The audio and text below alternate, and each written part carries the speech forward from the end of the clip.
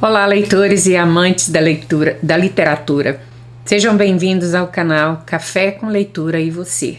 Meu nome é Elisete Garcilaso e eu sou uma amante da leitura. Se você também gosta de bons livros, assim como eu, este é seu novo canal para explorar vários gêneros da literatura. Se você ama a literatura assim como eu, não se esqueça de se inscrever neste canal, ativar o sininho, porque todas as vezes que eu subir um capítulo novo do livro que estivermos lendo, você será notificado. Esse primeiro livro que vamos ler tem o título de Ame Como Se Nunca Tivesse Sido Ferido, e o autor se chama Jensen Franklin. Então vamos dar início ao nosso capítulo número 1. Capítulo 1. Matérias de amor. Nossa filha olhou para minha esposa, Carisse, e para mim, e seus olhos brilharam com raiva. Se você já criou uma adolescente, sabe do que estou falando. Não sei o que é, mas a maioria das crianças nessa idade parece enlouquecer por cerca de uns 6 anos. Você não pode me dizer o que fazer, minha filha gritou. Olhei para ela bem no rosto e disse, nós vamos resolver isso. Ela gemeu. De jeito nenhum. Eu estou fora daqui. Oh, não. Você não vai a lugar nenhum até nos sentarmos e conversarmos. Eu disse com os dentes cerrados. No segundo em que nossa filha se virou para a porta do nosso quarto, eu pulei para a oposição. Posição de zagueiro.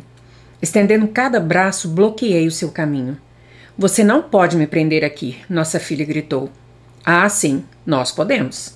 Eu atirei de volta, meus braços acenando descontroladamente. Minha frustração aumentou, mas meu coração se partiu.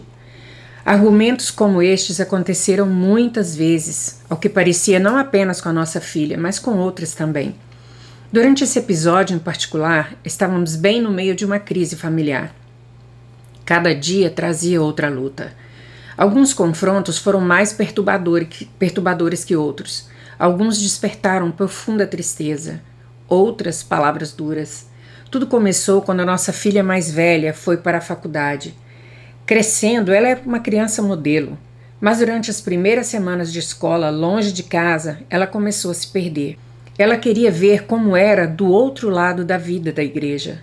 Ela se envolveu com a turma errada, e ela fez algumas das piores escolhas que um jovem poderia fazer. À medida que a situação se agravava, minha esposa e eu sabíamos que precisávamos fazer alguma coisa. Jamais esquecerei o dia em que estava dando os retoques finais em um sermão que estava prestes a pregar em 30 minutos. Carisse voou para a sala em uma missão. Olhou em meu rosto e disse tudo. Jensen, vou buscar nossa filha. Você vai escolher a igreja, ficar e pregar, ou você vem comigo buscar nossa filha? A resposta era óbvia. Larguei o que estava fazendo para cuidar da minha família. Carisse e eu não conversamos muito na viagem de 3 horas até a universidade. Nossa filha não sabia que estávamos indo, muito menos para tirá-la da escola e trazer para casa. Não sabíamos o que esperar. Assim que chegamos, Carisse ligou para ela. Minha esposa perguntou o que ela estava fazendo, mas não mencionou que estávamos ali. Esperei no carro enquanto Carisse entrava no prédio onde nossa filha estava. De repente, minha esposa a viu andando em direção ao saguão onde ela estava. No minuto em que nossa filha viu Carisse, ela desmoronou. Caiu de joelhos e começou a soluçar incontrolavelmente. Nós estamos levando você para casa, disse Carisse. Agora mesmo. E com essas palavras, nós 3 saímos do campus. Nenhum de nós olhou para trás. Nós nem mesmo fomos ao dormitório da nossa filha para pegar alguma coisa conosco. Deixamos o quarto dela como estava. O material não importava. Queríamos nossa menininha em casa. Uma vez que ela se acomodou conosco, as coisas ficaram ainda piores em alguns aspectos. Nós imploramos e imploramos com ela, discutimos, gritamos, tentamos controlá-la com dinheiro. Nós levamos o carro dela. Nós a proibimos de festejar e sair com amigos que eram más influências. Nada funcionou. Ela apenas endureceu mais e mais. Essa contenda constante começou a afetar a atmosfera de nossa casa. Estávamos sempre discutindo, enfrentando mentiras e enganos. Essa crise sugou a família, a minha família e a família da minha esposa. Nossos corações estavam partidos. Sentimos pouca alegria. Éramos pessoas diferentes, envelhecidas e emocionalmente exaustas. Às vezes, Carice e eu discordávamos sobre como deveríamos disciplinar. Isso trouxe um atrito em nosso casamento que foi esmagador. A estratégia de Satanás nunca mudou. Dividir para conquistar. Uma casa dividida não pode ficar. Meus outros filhos estavam resistindo à vida nessa zona de guerra. Eles notaram rapidamente a mudança que ocorreu em Carice e eu. Eles não gostaram. 3 de nossos filhos eram adolescentes na época e tinham suas próprias coisas para lidar. Parecia que todos os dias estávamos lutando contra uma crise de algum tipo com pelo menos com um de nossos filhos. Um desses momentos foi um incidente sobre o qual escrevi no início deste capítulo. Vamos voltar a isso por um momento. Quando eu estava impedindo minha filha de sair do quarto, não pude deixar de me perguntar quando tudo isso vai acabar. A discussão aumentou, percebi minha voz ficando mais alta e tentei domar minha língua. Não foi fácil. Nossa filha tentou fazer outro movimento em direção à porta fechada do quarto, mas Carice e eu estávamos determinados. Ficamos rápidos e bloqueamos a cada curva. Exasperada, ela finalmente gritou: "Se você não me deixar fazer o que eu quero fazer, eu vou." Enquanto ela lançava uma ameaça desesperada e cheia de emoção para se machucar, eu retruquei com minhas próprias palavras. Claro, não havia nenhuma verdade legítima no que ela disse. Minha esposa e eu sabíamos que era uma típica teatralidade adolescente, mas foi um ponto de inflexão que trouxe a troca dramática ao máximo. Foi um ponto de inflexão que trouxe a troca dramática ao máximo. Nós 3 estávamos gritando naquele momento. A conversa não estava indo a lugar nenhum, mas o conflito estava crescendo. Ficou assim por muito tempo.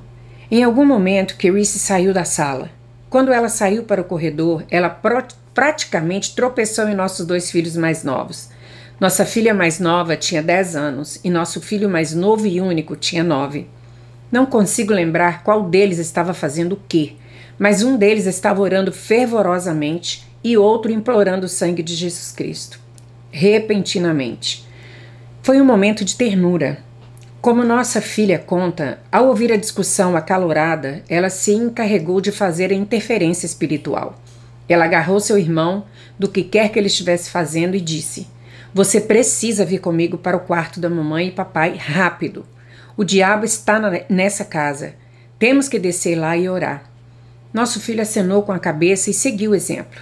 "Ei", ele falou, enquanto eles desciam a escada para o primeiro andar. "Pegue a Bíblia. Precisamos levar uma Bíblia conosco." No meio do caminho, nossa filha balançou a cabeça, concordando, e correu de volta para o seu quarto. Quando nosso filho a viu correndo, escada abaixo, com a Bíblia rosa de menina, seus olhos se arregalaram. "Não, não", disse ele, sacudindo a cabeça. "Uma Bíblia rosa não vai funcionar. O diabo está mesmo nessa casa. Você tem que pegar uma Bíblia preta." Carice e eu começamos a rir quando nossa filha nos contou essa história. Ajudou a tirar a borda, brevemente. Mas mesmo uma história fofa não pode mascarar uma realidade desesperada. As constantes discussões e disputa em nossa casa fragmentaram nossa dinâmica familiar, outrora pacífica. Estranhamente, enquanto nossa família lutava para se manter na água e se manter à tona, nossa igreja cresceu exponencialmente. Portas incríveis começaram a se abrir para o ministério. Novos edifícios multimilionários foram construídos. Meus livros se tornaram best-seller do New York Times. As redes de TV cristãs começaram a transmitir os nossos sermões semanalmente em todo o mundo. Tudo isso estava acontecendo enquanto eu passava pelo que parecia ser o vale da sombra da morte da minha própria casa. Olhando para trás, em como Carice e eu continuamos funcionando, só posso dizer que foi pela graça de Deus. Alguns domingos antes de pregar, eu me ajoelhava em meu escritório e chorava. "Deus", eu dizia, "não sei como fazer isso. Estou com medo, estou quebrado, eu estou sofrendo. Sinto vontade de fugir e nunca mais voltar. Mas não vou, não em meu nome ou em meu próprio poder.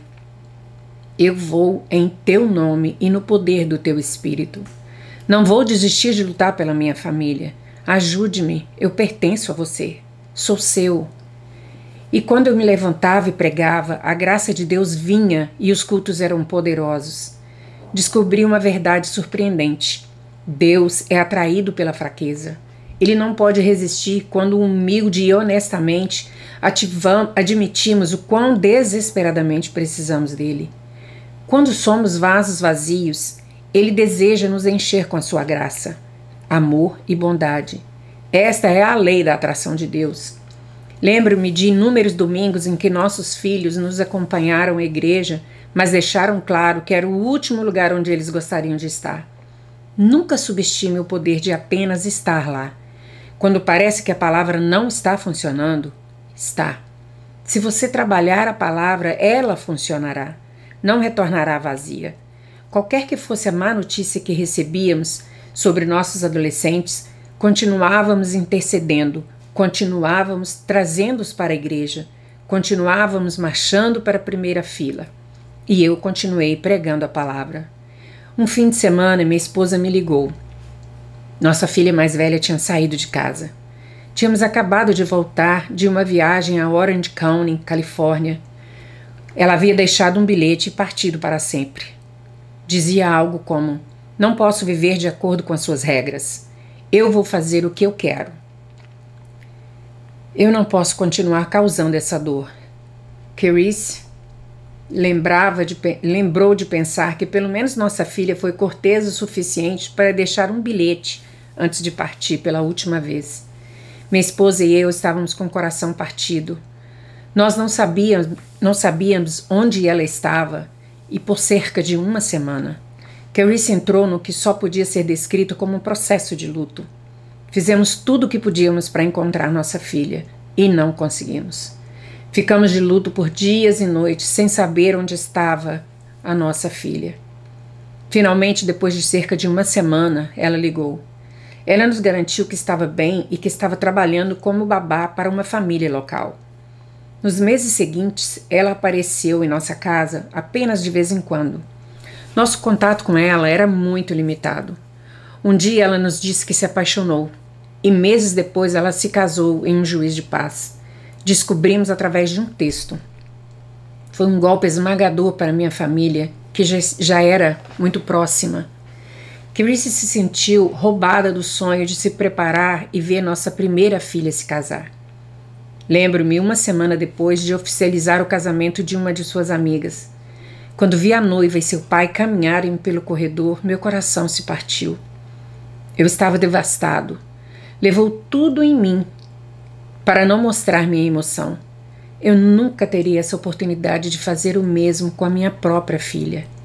A verdade é que algumas coisas se quebram e nunca podem ser colocadas de volta exatamente da mesma forma. No entanto, Deus pode fazer todas as coisas novas. Foi nessa época que eu vi pela primeira vez a frase "ame", como se você nunca tivesse se machucado. As pessoas especulam sobre quem disse isso originalmente, mas as palavras ganharam vida em meu coração quando eu ouvi. Se você estiver disposto a amar como nunca foi ferido, Deus pode curar todos os relacionamentos quebrados em sua vida. Neemias capítulo 4 e verso 2 fala sobre os israelitas reconstruindo os muros de Jerusalém com pó e pedras queimadas. Eles realmente acham que podem fazer alguma coisa com pedras de um monte de lixo e carbonizadas? Não jogue fora as pedras que foram queimadas. Deus pode e vai usá-las para reconstruir sua família. Reconectar e reconstruir as paredes quebradas em nossa família não foi um processo fácil ou rápido, admito. Ainda temos desafio que temos que superar e superar, mas estamos determinados a amar como se nunca tivéssemos sido feridos. É uma escolha que temos que fazer uma e outra vez. Agora, nem sempre fizemos certo, mas Carice e eu assumimos esse compromisso com a nossa família. Fomos encorajados pelo antigo provérbio que diz que quando você educar seus filhos no caminho que eles devem andar, quando eles crescerem, eles não se desviarão dele. Veja Provérbios capítulo 22, versículo 6. Nossa filha mais velha hoje ama Jesus com todo o seu coração. Ela é a diretora de mídia de uma igreja na área de Atlanta. Seu marido trabalha lá também como artista gráfico. Eles nos abençoaram com a nossa primeira linda neta, a Amélia. A outra filha é casada e, junto com seu marido, pastoreia nossa igreja em Orange County e tem um filho precioso, o Luca. Minha terceira filha foi para a Oral Roberts University, graduou-se na Vanguard University na Califórnia e está envolvida no ministério. Minha filha mais nova está no 2º ano da faculdade em Los Angeles. Ela é uma modelo profissional e ama Jesus supremamente. Nosso filho é um estudante da Liberty University e está buscando um grande chamado em sua vida. Este foi o fruto de nos recusarmos a permitir que a mágoa ditasse como amássemos nossos filhos. Enquanto escrevi este capítulo, lembrei-me do primeiro sermão que preguei. Eu tinha 20 anos. Parei em uma pequena igreja do interior onde eu falaria na frente de 50 pessoas. Quando me aproximei do púlpito, os nervos deram um nó em meu estômago. Eu falei de Filipenses capítulo 3, versículos do 13 e 14. Não me considero apreendido, mas uma coisa faço, esquecendo as coisas que ficam para trás e avançando para as que estão adiante, prossigo para o alvo, pelo prêmio da soberana vocação de Deus em Cristo Jesus. Eu tropecei nessa mensagem nervosamente, mas quando concluí, Deus havia tocado vida e o altar estava cheio. O ponto mais alto daquele primeiro sermão foi este: você não precisa apenas de uma boa memória. Às vezes você precisa de um bom esquecimento. Para seguir em frente, você tem que deixar o passado para trás. Você tem que se libertar do que ficou atrás de você e alcançar o que está adiante de você. Se você alcançar um novo dia, Deus começará pouco a pouco libertá-lo do seu passado. Engraçado, 34 anos depois estou escrevendo este livro com um forte mandato de Deus para dizer a mesma coisa. A vida é uma aventura no perdão. É tudo sobre liberar e alcançar. Liberte o passado e alcance o futuro. A única maneira de fazer isso é amar como se você nunca tivesse se machucado. Isso significa amar tão imensamente que anula todos os seus instintos naturais e amargura e vingança. Você nunca vai chegar à frente tentando se vingar. Quando você for injustiçado, uma memória fraca é a melhor resposta. Um bom esquecimento é o que todos nós precisamos. Você já reparou como um joalheiro mostra seus melhores diamantes? Ele os coloca contra um pano fundo de veludo preto. O contraste das joias contra o fundo escuro acentua o brilho. Da mesma forma, Deus faz sua obra mais impressionante onde as coisas parecem sem esperança. Onde quer que haja dor, sofrimento e desespero, Jesus está lá. Não há lugar melhor para o brilho de Cristo brilhar. Eu não sei o que está acontecendo em sua vida enquanto você lê este livro, mas eu sei disso. A dor que você sente hoje é a dor que você pode curar, que pode curar você. Nunca senti a dor do vício, nunca senti a dor de perder um filho, nunca senti a dor do divórcio. Eu só posso oferecer às pessoas o conselho da palavra de Deus e oração. Mas as pessoas que passam por esses vales e sentiram aquela dor estão mais qualificadas para ajudar a curar alguém que passa pela mesma crise. O que é importante lembrar, no entanto, é que, independentemente da fonte da sua dor, Deus pode curá-lo. Já foi dito que a família nos proporciona as maiores alegrias da vida e, às vezes, as tristezas mais profundas da vida.